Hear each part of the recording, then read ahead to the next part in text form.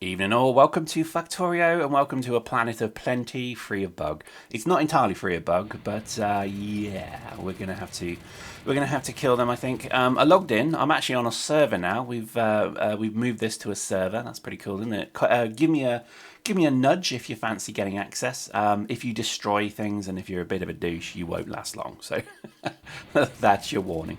It's running on a server. I think the only difference I notice is when I go to shoot things, the map moves a bit. But other than that, it's the same. Nothing really, no real problem.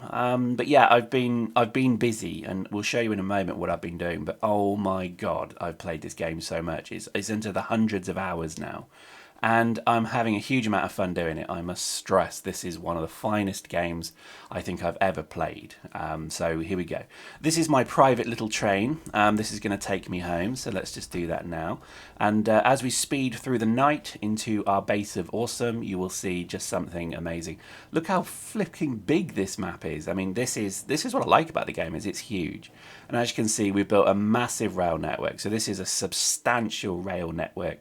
And it's all automated. So we've got probably about 20 trains bringing oil, coal, iron, copper, you name it, it's bringing it. And there we have a proper station there. We have our terminus, as we just whizzed past. And then we have my own little passenger terminal here, as you see here. Needs a bit of optimization, I know. But here we go, and we're finally home. And this has been such a labour of love, I cannot tell you. And it's definitely one of those Sunday afternoon games because you'll have so much fun doing it. Right, here we go. This is the base. As you can see, our logistics stream is strong. We're seeing a lot of channels of look at that. Look at the size of what I've done. I've carved out a huge empire basically across this map, and I've been killing the bugs. That's been part of the game for me.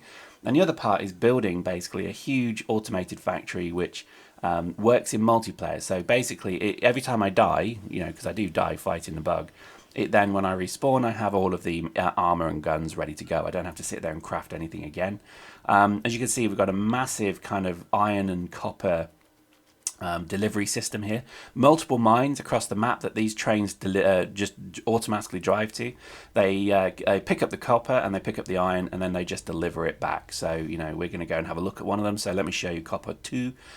We do need more copper mines as I look at this. So we've got, I think, multiple copper trains and multiple trains doing this. So I generally just run them from point to point. So, you go pick up at the mine, then drop off at here, and that's part of it. Oh, look, a traffic jam. Look at that.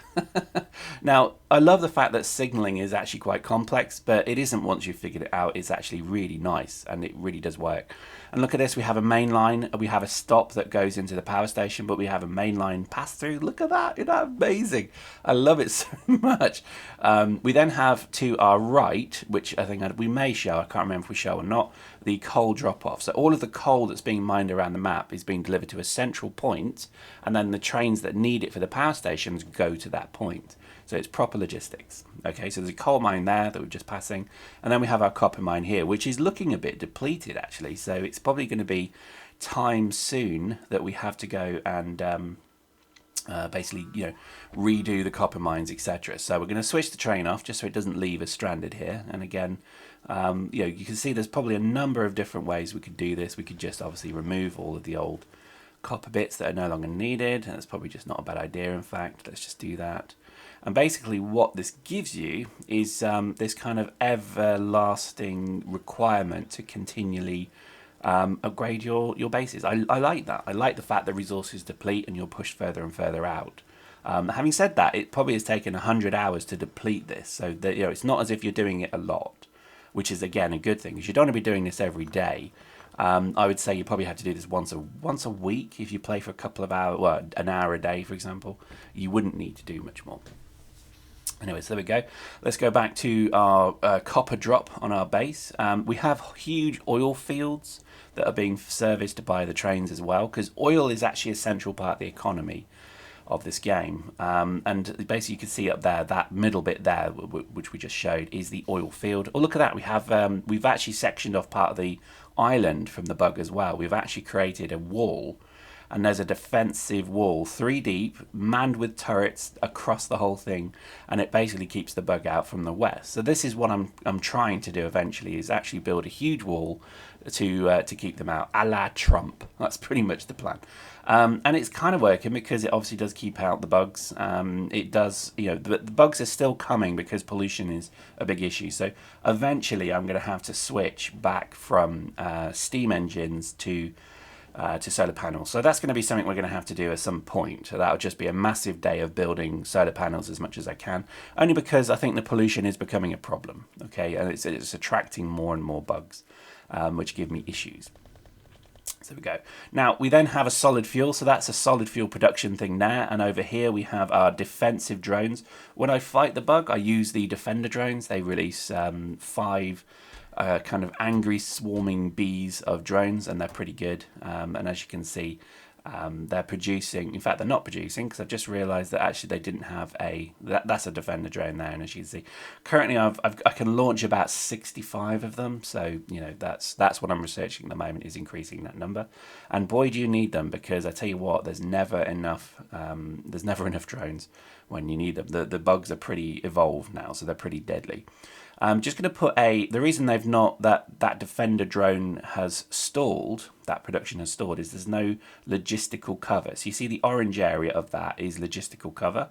So I need to plant that, and then you'll see this swarm of drones descend upon that, trying to feed all of the boxes. There we go. Look at that. Pretty nice, eh?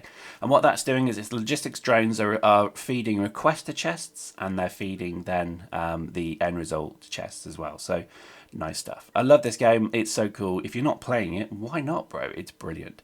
One of the things as well I would stress is that you do need to very carefully consider where your base is going to be.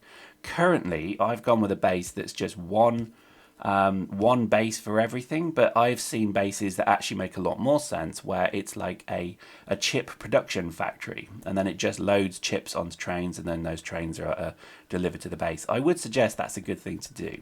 Look, there we go. That's our crude oil production. As you can see, we've just got a massive overflow of cans. I have to keep destroying the cans periodically. So post in the comments if you know a better way of doing this. But currently, there's so many empty oil drums that I have to actually destroy the drum. It's crazy, isn't it? I literally have to destroy the drums because there's just too many of them, and they choke the system. So yeah, now it's interesting because I recorded this yesterday, and as of today I now have an issue where I've run out of oil, because my pumps and that around the map are actually running dry. So the next action I'm going to have to do is to go into the map and figure out where the hell are more oil fields, and then build another oil field. Don't worry, there's plenty of oil fields though, but it's just frustrating that that's going to have to be something we have to do. There we go. It's annoying I have to keep destroying the barrels as well. I imagine if I was a bit cleverer, I could probably figure out a way to do it, but at the moment I'm just like, well, it works, sod it. And what that does is it just literally removes all of the empty oil barrels that choke the system, and it just then allows it to start emptying barrels once again. There's some pretty nice mods actually that allow you to actually just have trains that you can load with oil directly. So, probably should look at that. But at the moment, I'm just playing vanilla. I want to kind of play the game through entirely in vanilla, just to see how it feels. I have been told there's some really good mods to look at though. For example, the one that I think was actually quite important was the fat controller, which allows you to actually control the trains a bit better, which has always been a little bit difficult. So for example, if you say, right, this coal mine's no longer active, but the train that you use to go there isn't there, you have to then find the train, running about, finding it, and then program it to go somewhere else. So yeah, now it is kind of a chore at times to do those kind of things, but it's rare. The majority of the game is not hard work, it's fun. And I think, as you see there, look at my lazy factory. I'm just running a general factory that just runs anything. I use the logistics drones quite aggressively. But I would say that this is a huge amount of fun. And that's our chest there, so if ever we die, we can just then respawn quickly. And that's also then really our next objective here, is also to start building satellites and getting them in orbit. Now, I've been told that to launch a satellite every 5 minutes is a hell of a challenge, so that's going to be what I try and do. Just need to get some time to play the game, really. It's not as easy as it sounds, but I would say that this game is a huge amount of fun. I think you should definitely be playing it.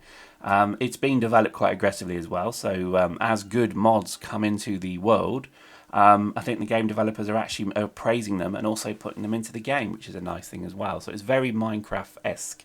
So definitely worth considering. I heartily recommend it. I think you should definitely check it out. Hope you enjoyed that. See you next time.